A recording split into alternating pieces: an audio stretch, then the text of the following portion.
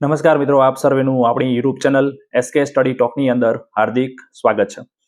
મિત્રો, આજના આ વિડીયોની અંદર આપણે જે મિત્રો ટાટ 1 એટલે કે 9-10માં શિક્ષક બનવા માટેની તૈયારી કરી રહ્યા છે અથવા ટાટ 2 11-12માં શિક્ષક બનવા માટેની તૈયારી કરી રહ્યા છે, એ મિત્રો માટે આ વિડીયો ખૂબ જ ઇમ્પોર્ટન્ટ રહેવાનો છે.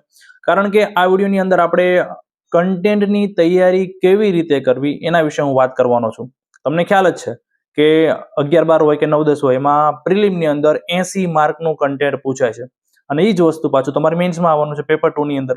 એટલે આ એક સબ્જેક્ટ એવો છે, આ એક વિષય એવો છે કે તમને સરકારી શિક્ષક બનવાનું જે તમારું સપનું છે એને સાકાર કરવા માટે સૌથી ઇમ્પોર્ટન્ટ છે, સૌથી મહત્વપૂર્ણ રોલ ભજવે છે.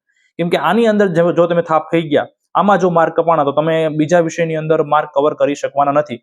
કેમ કે આ સ્કોરિંગ સબ્જેક્ટ છે, આમાં ફિક્સ હોય છે, બે ચોપડી હોય છે, ચોપડીના બે પુઠ્ઠાની વચ્ચેથી પ્રશ્ન પૂછાવાના છે. તો તૈયારી કઈ રીતે કરવી, લોકોને તો ખ્યાલ જ હોય છે કે કન્ટેન્ટ વાંચો, પણ ઘણી વખત મિત્રો, જે જૂના મિત્રો છે, અનુભવ તમારો કહેતો હશે કે કન્ટેન્ટ વાંચીએ છીએ, બધું કરીએ છીએ, તેમ છતાં માર્ક કપાય છે. ટેટ 2 માં પણ એવું જોવા મળે છે કે 75 માર્કનું કન્ટેન્ટ પૂછાય પણ લોકો 50 સુધી પણ પહોંચવામાં ઘણી વખત ભૂલ થતી હોય છે. મારો અનુભવ કહું, ટેટ 2 ની અંદર મારે 75 માંથી 74 હતા. તો મિત્રો, આવો કન્ટેન્ટ તમે કેવી રીતે પ્રિપરેશન કરી શકો, કેવી રીતે પ્રેક્ટિસ કરવી, તો એ બાબતે હું આજના વિડીયોની અંદર ચર્ચા કરવાનો છું. ખાસ તમે આપણી ચેનલ ઉપર એની ચર્ચા કરીએ એની પહેલા તમે આપણા ચેનલ એસકે સ્ટડી ટોક ચેનલની ઉપર નવા હોય તો ચેનલને સબસ્ક્રાઇબ કરી દેજો. કારણ કે મિત્રો, હું આવા અવનવા વિડીયો જે છે એ ચેનલ ઉપર મૂકતો હોઉં છું.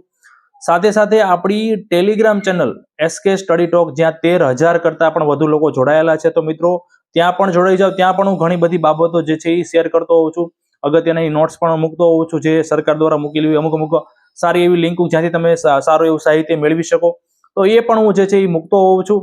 તો મિત્રો, એ તમે ના જોડાના હોય તો ટેલિગ્રામ ચેનલમાં જોડાઈ જજો. ટેલિગ્રામ ચેનલની લિંક તમને વિડીયોના ડિસ્ક્રિપ્શન બોક્સની અંદર જે છે એ મળી જશે. તો વાત કરીએ કે તૈયારી કઈ રીતે કન્ટેન્ટની કરવાની. તો મિત્રો, જે કન્ટેન્ટ છે, હું અહીંયા બંનેની કમ્બાઈન વાત કરું છું. અહીંયા મેં લખેલું પણ છે કઈ બાબતો મેં એ પ્રમાણે કામગીરી કરેલી. તો કન્ટેન્ટ તમે 9-10ના શિક્ષક બનવા માંગતા હોય કે 11-12ના શિક્ષક બનવા માંગતા હોય, ઘણા મિત્રોની કોમેન્ટ હોય છે, હું ઘણી વખત કોમેન્ટ વાંચતો હોઉં છું. તો એક વસ્તુ પહેલા માઇન્ડમાં ક્લિયર કરી લો કે તમે જો ટાટ 1 ની તૈયારી કરો છો 9-10 માટેની, તો તમારે 9-10ના તમારા વિષયના પાઠ્યપુસ્તકો જ વાંચવાના છે. ખાસ યાદ રાખજો, તમે 9-10ની તૈયારી કરો છો તો તમારા વિષયના 9-10ના પાઠ્યપુસ્તકો, 11-12ની તૈયારી કરો છો તો તમારા 11-12ના તમારો જે વિષય છે એ વિષયના તમારે પાઠ્યપુસ્તકો વાંચવાના હોય છે. બીજું, આ સિવાય ઘણાને પ્રશ્ન થતો હોય છે કે સાહેબ, આપણે જૂનો સિલેબસ વાંચવાનો કે નવો સિલેબસ વાંચવાનો? કેમ કે સમયાંતરે અમુક સબ્જેક્ટની અંદર સુધારા વધારા આવતા હોય છે. તો યાદ રાખો, 100% તમારે નવો સિલેબસ જ વાંચવાનો છે. પણ અમુક વિષયની અંદર એવું જોવા મળ્યું છે, 2023ની અંદર જે મેન્સ લેવામાં આવી, પ્રિલિમ લેવામાં આવી, તો અમુક પ્રશ્નો જે છે એ કોક વખત જે છે એ જૂના સિલેબસમાંથી નીકળી જતા હોય છે. તમે બોર્ડને ફરિયાદ નથી કરી શકતા, કેમ કે એવું એમના ઓલામાં તમે સુધારા નથી કરતા. મીન્સ કે જો 99% તમારે પૂરેપૂરું નવો સિલેબસ જડવાનો છે, જે સુધારા કરવામાં અત્યારે શાળામાં જે ભણાવવામાં આવે છે એ જ જોવાનું છે.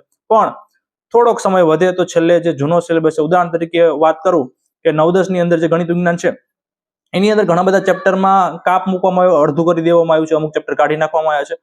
તો શક્ય હોય તો ગયા વર્ષના કે એના આગળના વર્ષના જે ચેપ્ટરની બધું હતું એ થોડુંક જોઈ લેવું. એ પીડીએફ બધું તમને આડે ગૂગલમાં મળી જ જવાનું છે, આખી બુક ખરીદવા જવાય નહીં. તો આ રીતનું બાકી 100% તમારે જે છે એ અત્યારે જે શાળામાં ભણાવવામાં આવે છે એ જ વસ્તુ તમારે મિત્રો વાંચવાની છે. બીજું, હવે વાંચન કઈ રીતે કરવું? તો પહેલી વસ્તુ, તમારો જે સબ્જેક્ટ છે મિત્રો, ઘણાને ખબર નથી હોતી, પહેલું ચેપ્ટર વાંચે, યાદ ન રહે ત્યાં સુધી વાંચવા જ કરે. પણ મિત્રો, એવું ના કરો. તમે હજી અત્યારે શરૂઆત જ કરો છો. હું અત્યારે બધા માટે વાત કરું છું જનરલી. તમે શરૂઆતના ફેઝ ઉપર હોય, રિવિઝનના ફેઝ ઉપર હોય, પહેલા મિત્રો તમે આખી બુક વ્યવસ્થિત, આપણે કેમ વાર્તા વાંચતા હોય એવી રીતે આખી બુક વાંચી નાખો. એ પછી તમે ગણિતની બુક હોય તો હોય ત્યાં શરૂઆતમાં થોડુંક દાખલો ગણતા જાઓ, સમજતા જાઓ અને આખી ચોપડી પતાવી દો. પછી તમને ખ્યાલ આવી જશે કે મારે ચોક્કસ આખી બુકની અંદર મારે આટલી વસ્તુ વાંચવાની છે, આટલું અઘરું પડે એવું છે, આટલું મધ્યમ છે. ફરી વખત તમે જ્યારે હવે બીજું વાંચો છો, ત્યારે તમારે અઘરું તમે એવું પણ કરી શકો કે અઘરું હાઇલાઇટ કરો, અલગ જે હાઇલાઇટર આવે છે એ વાપરો, અથવા તમારી નોટ્સ બનાવો. હવે એનાથી બીજી વખત વાંચો છો મિત્રો, ત્યારે તમારે ફાયદો શું થાય છે કે તમને હવે સમય પણ બચશે. અગાઉ વાંચેલું છે એટલે એક માઇન્ડમાં ક્લિયર છે કે આ મને આવડે એવું છે, એટલે હું ન વાંચું તો પણ હવે ખબર પડી જ જવાની છે. તો આ રીતે તમે હાઇલાઇટ કરી શકો. હાઇલાઇટ કરી શકો અથવા નોટ્સ બનાવી શકો. બે વસ્તુ જે છે એ કરી શકો છો. હવે તમે કોઈ ચેપ્ટર વાંચ્યું, હાઇલાઇટ કરેલું વાંચ્યું, 2-3 દાન વાંચ્યું, પણ ખાલી વાંચીને મિત્રો મૂકી નથી દેવાનો. ઘણા બધા મિત્રો આવા છે કે જે આવી રીતે વાંચીને સીધું મૂકી દેતા હોય છે, પણ ના મિત્રો, તમારે પ્રેક્ટિસ કરવાની છે. કઈ રીતની પ્રેક્ટિસ? તો ઘણી બધા પ્રકાશનો પણ અવેલેબલ છે. એવું નહીં કે ટેટ માટેના જ બુક લેવી કોઈ એકેડેમીની. ધારો કે તમે ધોરણ 10 ની બુક વાંચી તો બેસ્ટ કોઈ પણ વિષય હોય દરેક માટે નવનીત પહેલા તો બેસ્ટ છે.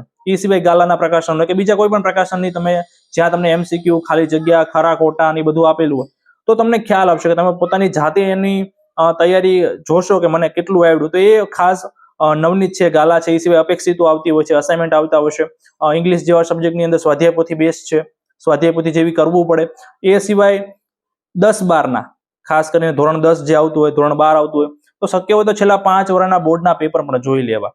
શક્ય હોય તો ટૂંકમાં એ વસ્તુ તમને મેન્સમાં પણ બેનિફિટ અપાવશે અને પ્રિલિમની અંદર પણ બેનિફિટ અપાવશે. બીજું, આ બધું વસ્તુ મેં વાત કરી મેક્સિમમ રિવિઝન કરવી, નોટ્સ બની, પણ ઈ રિવિઝન મિત્રો એવી રીતે કરજો, એવી રીતે વાંચન કરજો કે જે વસ્તુ તમને મેન્સમાં પણ બેનિફિટ થાય. તમે કોઈ પ્રશ્ન વાંચો છો તો આખો પ્રશ્ન એવી રીતે તૈયાર કરો કે જે તમને મેન્સમાં પણ બેનિફિટ થાય અને પ્રિલિમમાં પણ બેનિફિટ થાય. ખાલી એવું ના વાંચતા કે મારે પ્રિલિમમાં ખાલી એમસીક્યુ જ કરવાના છે, પાછળ મિત્રો ટાઈમ નહીં રહે. સમજો છો? તો આ રીતનું તમારે પ્રેક્ટિસ કરવાની છે. મેં બુક વાળી પણ વાત કરી દીધી, નવી બુક જ કરવાની છે. મેક્સિમમ, હજી એક વસ્તુ કહેવા માંગીશ, મેક્સિમમ લખીને પ્રેક્ટિસ કરજો. ભલે તમે પ્રિલિમની તૈયારી કરતા હોય, પણ મિત્રો જેટલી લખવાની ટેવ જાજી હશે ને એટલું બહુ ફાયદો થશે. કારણ કે આપણે ધોરણ 11-12 ની અંદર મનોવિજ્ઞાનની અંદર આવતું હોય છે કે ધ્યાન, જે રસ છે એ ટૂંકમાં ધ્યાન છે એ રસની જનની છે, એવું કંઈક શબ્દ આવે છે. ટૂંકમાં ધ્યાન ક્યારે તમે, મેન વસ્તુ હું જે કહેવા માંગુ છું, તમારું તમે જ્યારે લખો છો ત્યારે તમારું ધ્યાન એ પોઈન્ટ તરફ હોય છે, તમે લખાણ ઉપર હોય છે. એટલે લખવાથી તમારું ધ્યાન વધારે આપી શકો છો, કોન્સન્ટ્રેશન થાય છે, જેનાથી યાદ રહેવાની શક્યતા વધી જતી હોય છે. એટલે તમારા શિક્ષકો શાળામાં તમને કહેતા હતા કે લખીને તૈયારી કરજો, 5-5 વાર લખજે. એટલા માટે આપતા હતા કે તમે લખો છો એટલે તમને યાદ રહેશે. તમે શિક્ષકો છો એટલે મારે બધું કહેવાની જરૂર નથી. મેન વસ્તુ કે આવી રીતે તમારે પ્રિલિમની અને મેન્સની કન્ટેન્ટની તૈયારી કરવાની છે.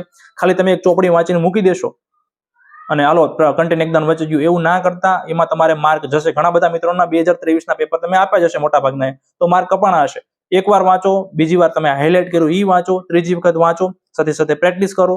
મેક્સિમમ સમયાંતરે તમારે ધારો કે 15 દિવસ પહેલા તમે વાંચ્યું હોય તો 15 દિવસ પછી, 20 દિવસ પછી ટેસ્ટ આપો કે શું મેં 15 દિવસ પહેલા જે વાંચ્યું હતું એ આવડે છે કે નથી આવડતું. તો આ રીતે ટેસ્ટ, રિવિઝન, પ્રેક્ટિસ, વાંચન, ટેસ્ટ, રિવિઝન, પ્રેક્ટિસ, વાંચન, તો આ રીતે સમયાંતરે વહેતું રહેશે. એટલે મિત્રો બહુ ઓછી ભૂલ થવાની શક્યતા જે છે એ મિત્રો રહેશે. તો આવી રીતે તમારે કન્ટેન્ટની તૈયારી કરવાની છે. ફરી વખત આ વિડીયોમાં આટલું જ કહેવાનું હતું. તમને છેલ્લે પણ એટલું જ કહેવા માંગીશ કે તમે ચેનલ ઉપર ના જોડાણો તો ચેનલને સબસ્ક્રાઇબ કરી દેજો અને ખાસ બાજુમાં આપેલા બેલ આઇકનને પણ દબાવી દેજો, જેથી હું કોઈ પણ વિડીયો તમારા વિડીયો ચેનલ ઉપર જે સુધી મૂકું તો તમારા સુધી પહોંચી જાય. ધન્યવાદ.